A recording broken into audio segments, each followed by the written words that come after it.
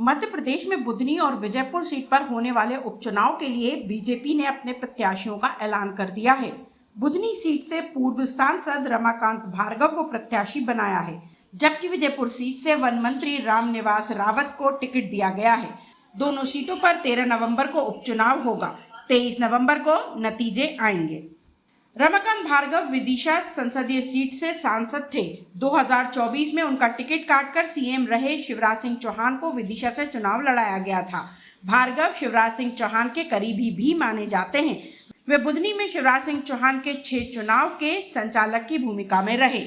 वहीं विजयपुर सीट पर भाजपा के टिकट पर मंत्री रामनिवास रावत का चुनाव लड़ना तय हो गया है। 2023 के विधानसभा चुनाव में रामनिवास रावत कांग्रेस के टिकट पर विजयपुर सीट से जीतकर विधानसभा पहुंचे थे। लोकसभा चुनाव के दौरान वे भाजपा में शामिल हो गए थे।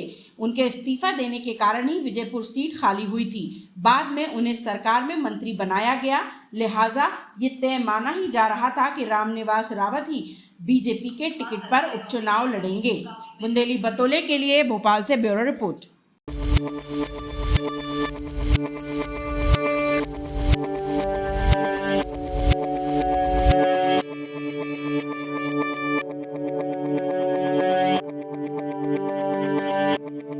मध्य प्रदेश में बुधनी और विजयपुर सीट पर होने वाले उपचुनाव के लिए बीजेपी ने अपने प्रत्याशियों का ऐलान कर दिया है।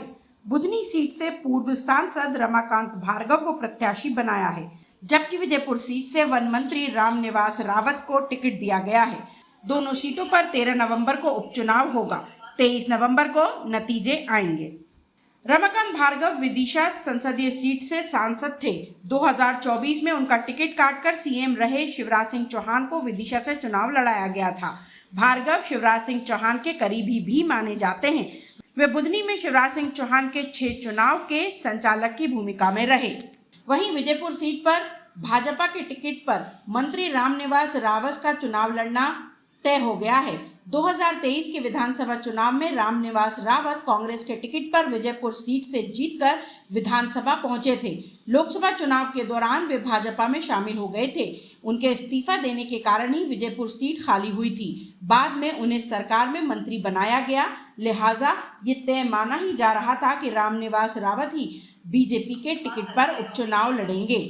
बुंदेली बतौले के लिए भोपाल से ब्यूरो रिपोर्ट।